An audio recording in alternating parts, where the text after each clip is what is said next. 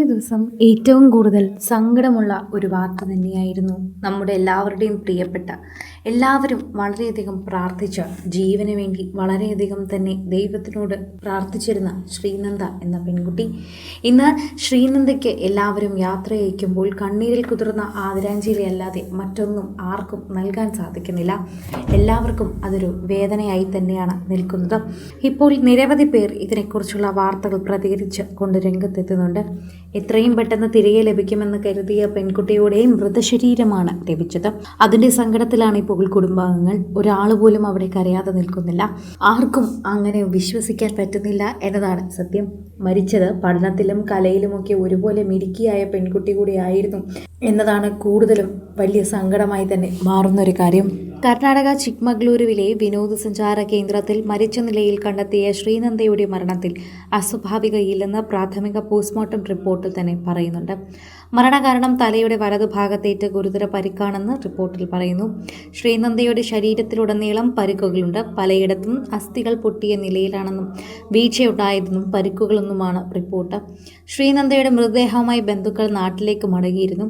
ഇന്ന് സംസ്കാര ചടങ്ങുകൾ നടക്കും. മൃതദേഹം രാവിലെ 9-ന് ഒറ്റപ്പാലം കടമ്പഴിപ്പുറത്തെ വീട്ടിലെത്തിക്കുമെന്ന് നേരത്തെ അറിയിച്ചിരുന്നു.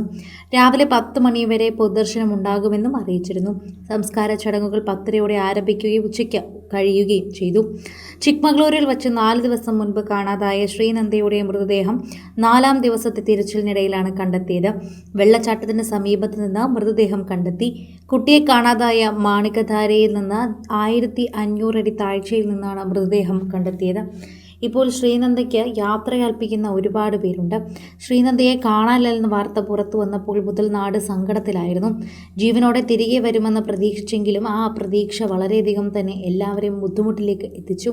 ജീവനോടെ തിരികെ വരുമെന്ന് പ്രതീക്ഷ വെറുതെയായി. പ്രാർത്ഥനയിൽ നാടാകെ കാത്തിരുന്നു. തിരച്ചിലിൽ ഓരോ ഘട്ടവും അറിയാൻ നാട്ടുകാർ കടമ്പഴിപ്പുറം കൂത്തറയിൽ ശ്രീനന്ദയുടെ വീട്ടിലെത്തിക്കൊണ്ടിരുന്നു.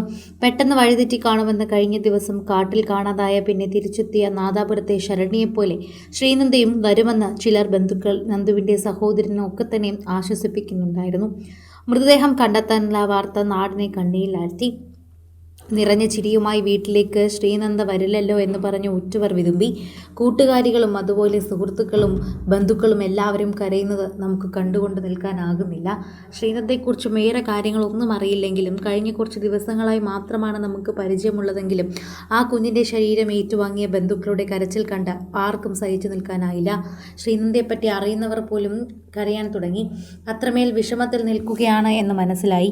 ഇതോടെ പ്രേക്ഷകർ ഏറ്റെടുക്കുന്നൊരു വാർത്തയായി ഇത് മാറുകയും ചെയ്തു. മലയാളികൾ എല്ലാവരും ഈ ഒരു വാർത്തയെക്കുറിച്ച് തന്നെയാണ് നോക്കിയത്. അസ്വാഭാവികത ഉണ്ടോ എന്നതായിരുന്നു എല്ലാവരുടെയും സംശയം. പക്ഷേ ആ കുഞ്ഞ് വീണു പോവുകയായിരുന്നു എന്നതാണ് യഥാർത്ഥ കാര്യം. എങ്ങനെയാണ് സംഭവിച്ചത് എന്നറിയാനായി യാതൊരു വഴിയുമില്ല. പക്ഷെ വളരെയധികം തന്നെ ദുർഘടം പിടിച്ചൊരു വാർത്തയായിരുന്നു ഇത് എന്ന് തന്നെ പറയാം.